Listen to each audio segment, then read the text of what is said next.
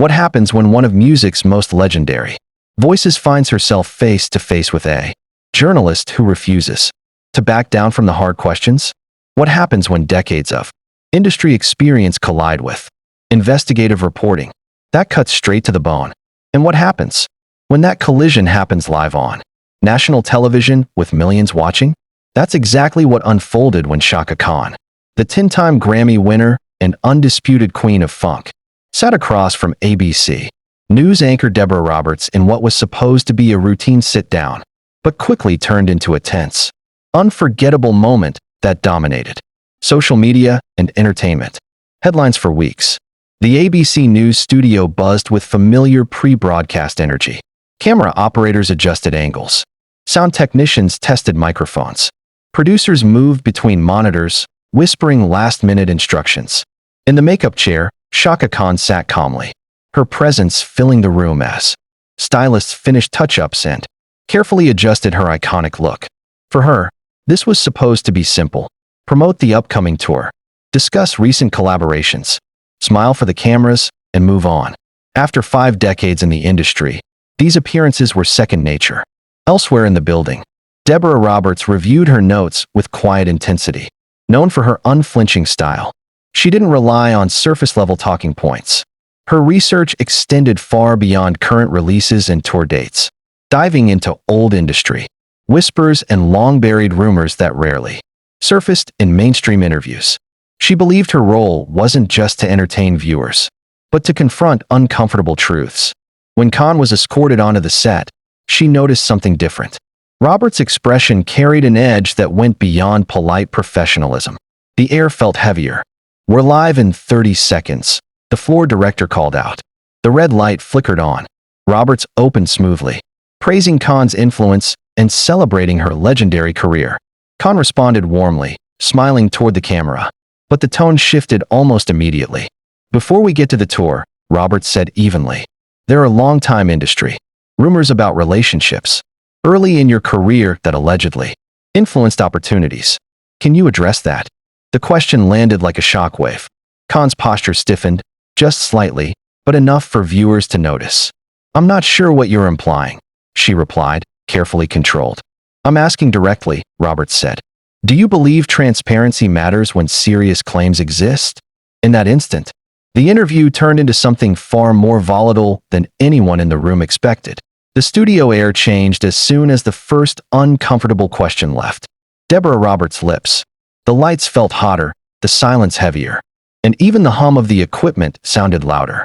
Chaka Khan's smile faded, replaced by the calm, controlled stillness of someone who had spent a lifetime learning how to survive pressure without breaking. She leaned forward slightly, her voice low but steady. She reminded viewers that her career wasn't built on whispers or shortcuts. She spoke about years of training, endless touring, songwriting sessions that lasted until sunrise, and performances that demanded every ounce of her soul. For her, success was never handed over, never negotiated behind closed doors, never owed to anyone but herself. Roberts listened, nodding, but didn't retreat. Instead, she carefully pushed forward, framing her questions around accountability and industry history rather than accusation alone. She spoke about power imbalances, exploitation, and the culture that had affected countless artists. Her tone was calm, but her intent was unwavering. Khan's fingers tightened around the arms of her chair. Her voice rose just slightly, rich with emotion but controlled by decades of discipline. She spoke about the burden carried by women in the industry, especially women of color, and how often their talent was overshadowed by narratives designed to diminish their power. In the control room, producers watched in near silence. No one wanted to cut away. The tension wasn't manufactured. It was raw, real, and impossible to look away from. Camera operators adjusted closer shots, catching every flicker of emotion across Khan's face and every measured shift in Roberts' posture. Roberts shifted her line of questioning toward broader industry practices, rather than personal accusations. But the damage had already been done. Khan now saw the interview not as a conversation, but as a challenge to her life's work. Her responses grew sharper, more personal, more forceful.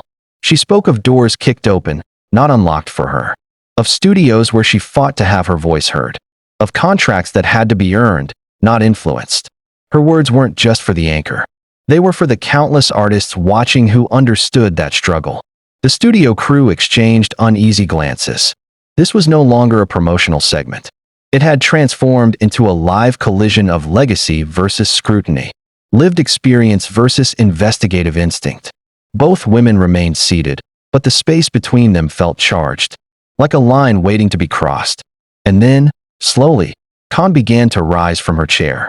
Chaka Khan stood, the movement so sudden that her chair rolled back slightly. The sound echoed through the studio like a quiet thunderclap. It wasn't a dramatic gesture built for attention. It was instinct, the reflex of someone who felt cornered, misrepresented, and unprotected in a space that had promised respect. Deborah Roberts stayed seated at first, though her posture stiffened. Her voice remained professional, asking Khan to sit back down, reminding her they were live. But the moment had already crossed the point of formality. Khan had stepped beyond the role of guest and into the space of someone defending a lifetime of work. She spoke about ambush, about trust, about walking into a studio expecting celebration and walking into an interrogation instead. Her words were controlled, but burning. She wasn't shouting. She didn't need to. Every syllable carried the weight of decades. The crew froze. No one wanted to interrupt. This wasn't chaos. This was history unfolding in real time. Roberts rose to her feet as well, now standing across from Khan. The physical balance shifted. They were no longer interviewer and guest. They were equals in a confrontation neither had expected when the cameras switched on. Roberts tried to reframe the conversation, explaining that difficult questions were part of journalism's duty. She spoke about giving voice to hidden stories and confronting uncomfortable realities. Khan listened without flinching. Then she responded, not with anger, but with clarity sharpened by experience. She spoke about the responsibility of journalists to balance curiosity with respect. She questioned the ethics of using someone's platform as a stage for insinuation instead of understanding. Her legacy wasn't a rumor, she said. It was a record, written in music, awards, sold-out arenas. An influence no headline could erase. Papers shifted on the desk as Khan's hand pressed down firmly. Not in violence, but in emphasis. The movement startled Roberts slightly, but didn't stop her. Both women now stood fully grounded in their positions. Viewers across the country leaned closer to screens. Social media began to stir. Clips were already being cut in real time. This wasn't just an interview anymore. The final minutes of the confrontation felt suspended in time. Neither woman backed away. Neither stepped aside.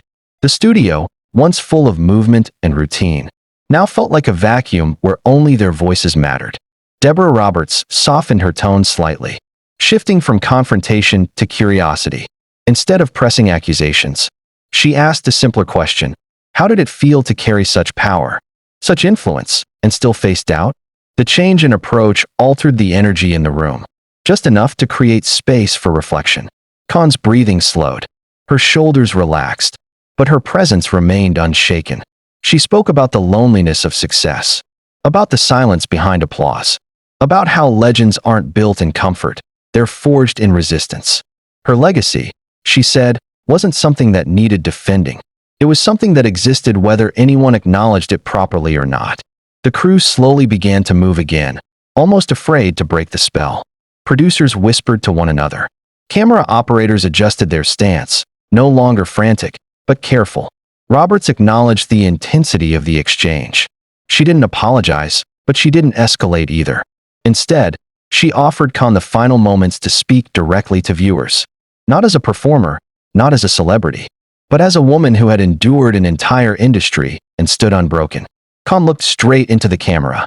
She spoke about resilience, about owning your story before others can twist it, about understanding that your voice is more powerful than any narrative built without your consent.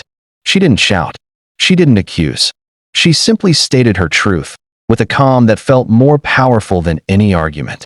When the segment finally ended, the red light on the camera faded. The air felt lighter, but the aftershocks remained. Producers exhaled. Crew members exchanged quiet looks of disbelief. Everyone knew they had just witnessed something that couldn't be recreated. And outside the studio, Across phones, televisions, and computer screens, the world began to react, not to a scandal, but to a moment of raw, human confrontation that reminded everyone what live television could still be. The cameras shut down. The legacy remained.